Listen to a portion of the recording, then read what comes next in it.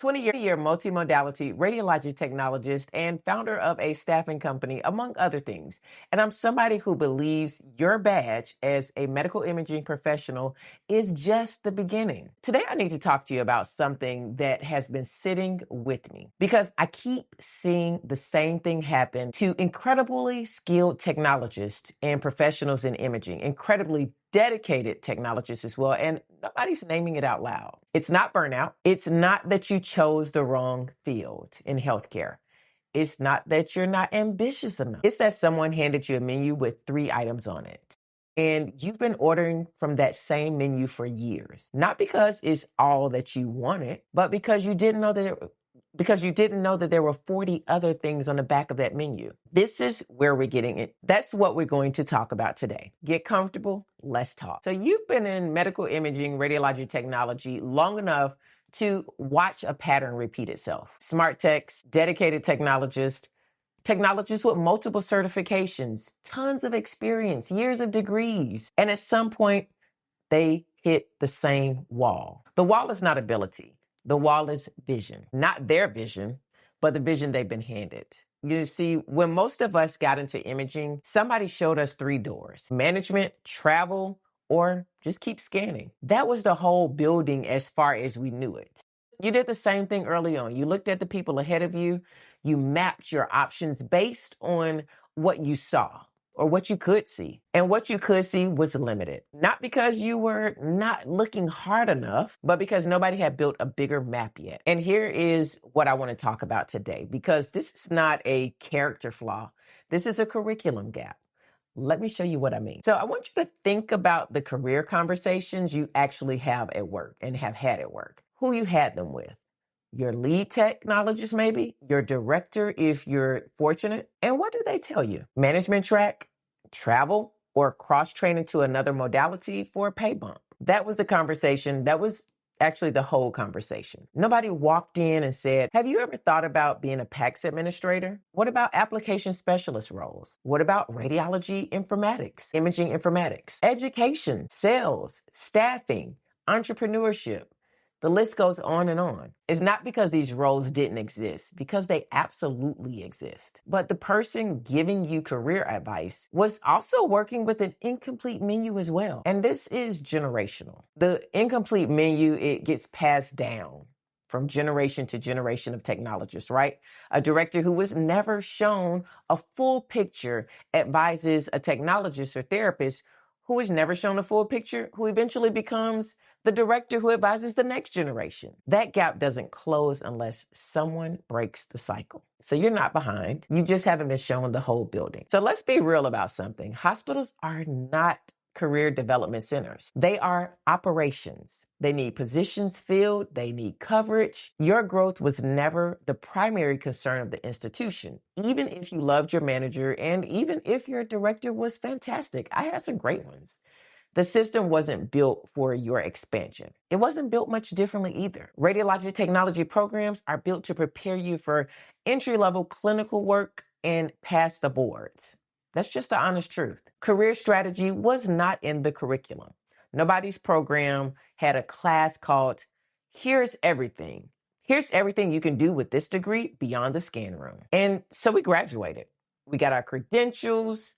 We went to work. We built our entire sense of what was possible based on what we could see in the departments where we worked, right? This is not about blaming hospitals or programs at all. This is about understanding the gap you can stop filling in with the wrong conclusion, which is that something is wrong with you. Totally false. Nothing is wrong with you. The menu just was incomplete. But here's what made it worse. While we were working from limited set of options, a lot of us were also waiting. I know I was one of them, waiting for the opportunity to present itself. Waiting for someone in leadership to say, I see you. Hey, I see what you're capable of. Let me show you what else is out there. That tap never came for most of us. And when it did not come, we started to wonder if we were the problem. I want to say this very clearly. That tap did not come because the person who was supposed to give it was also working from an incomplete menu. Your director was not holding out on you. Your lead was not keeping secrets. They genuinely could not show you a door that they had never walked through themselves. This is the part that used to make me so frustrated. Now it just makes me focused.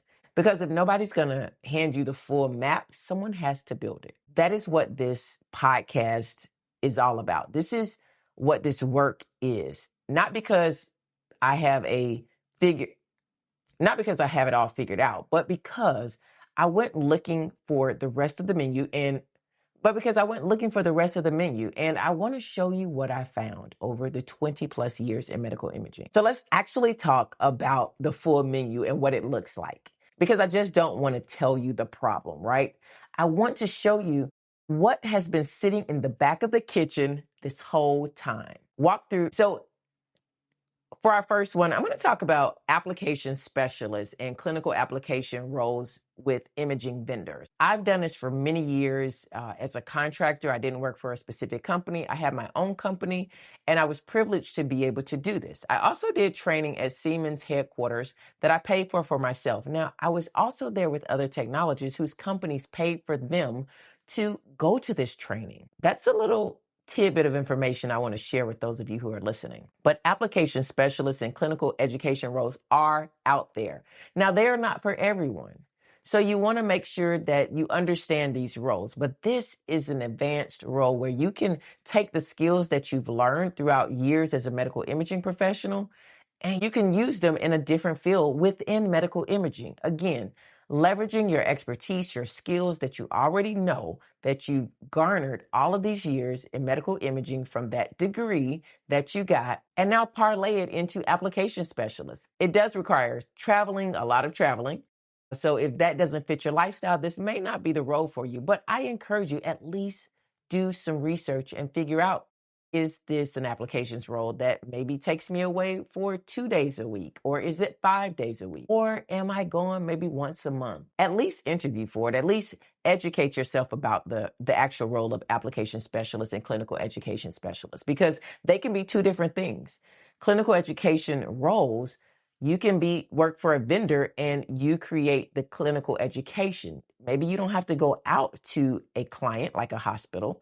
And that's why I say, don't always think everything that you see other people showing on social media, clinical apps, I'm going to be traveling forever. But clinical education roles can fall in hospitals. I've seen hospitals actually hire for these roles. They want you to be the educator for their imaging departments, putting together education seminars, conferences for the whole imaging department, especially big hospitals. So if you're working for a large hospital, why not inquire about clinical education roles? That will cut down on you having to worry about, is this a travel position? PACS administrator and imaging informatics. This is a profession that when I started over 20 years ago, PACS didn't exist. So I remember when it started, I was like, what is it? Nobody kind of knew what it was. But now everybody knows what PACS is. And it has maybe not a lot of jobs compared to X-ray or their modalities, but these jobs are out there. And many of you are already doing PACS work. You understand how it works. You definitely understand imaging.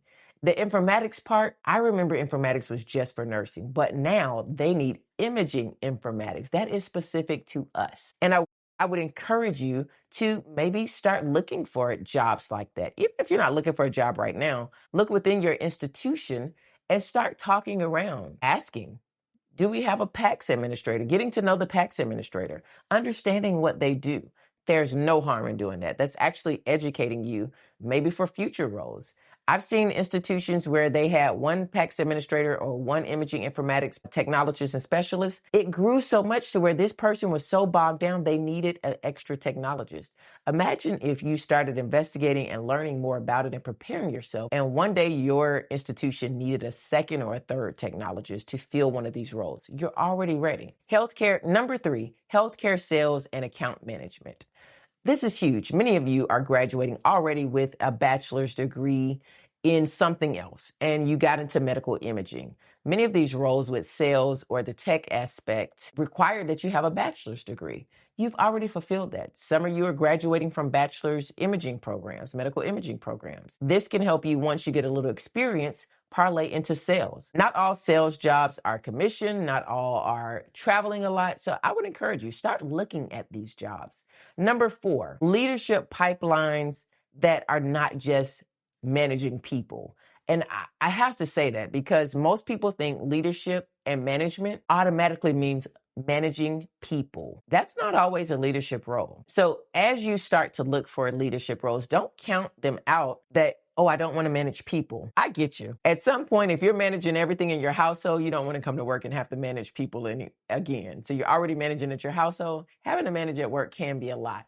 So look for leadership roles that don't require that you manage people. They are out there. One of the ways you can get leadership training and mentorship is to make sure you are a member of some of the imaging societies.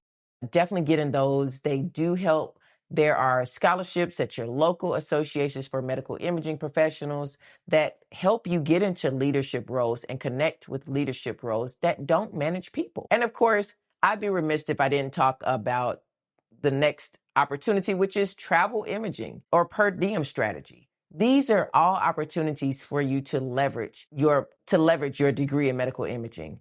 Traveling for some people is perfect. They get to work 3 months out of the year or 6 months out of the year, or even pick shifts that they just want. I just talked to a fellow technologist who's been doing this for over 30 years, and she's on the wind down of her career. She told me the other day, I love doing contract work with the hospitals. So what she's doing is picking up shifts here and there with hospitals. They actually have their own contracting system instead of using the big contracting companies, and they are running their own travelers or contract workers through the hospital, which means you don't have to commit to full-time hours. The pay will be a little higher. You can be more flexible in your schedule. So the point is not that you need to do all of these.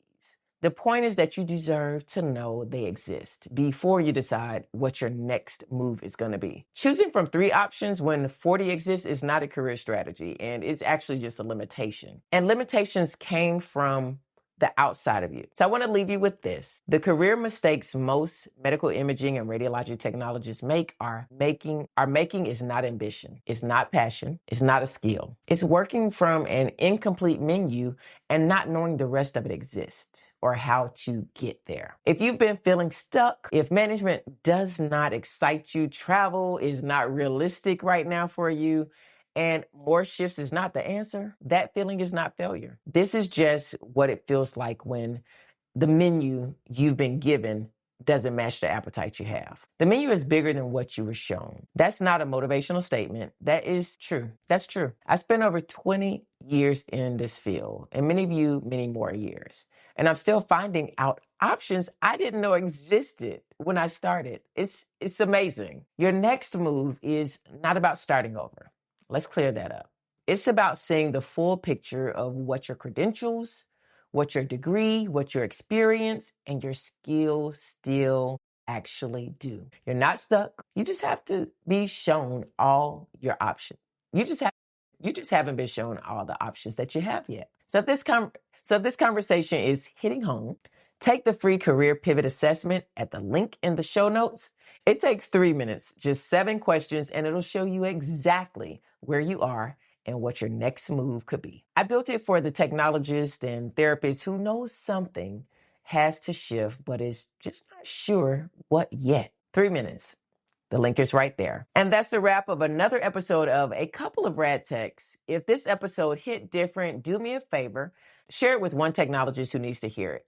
Leave a review if you have not yet. It really helps the channel, helps us to be seen as well. It helps more people find this show, and that's the whole point. I'm Sean. You've been listening to A Couple of Rad Techs. Now go out there and be more than your modality. See you next time. All right, y'all, quick break, but this is something really close to my heart. If you're loving this podcast, then you're going to love what we've created. Rachel, the Radiographer, a children's book that finally puts us on the map. It's fun, it's educational, and it's different because it's written by a real medical imaging technologist. Yep, me, Chandria. I am a radiologic technologist, MRI technologist, and CT technologist.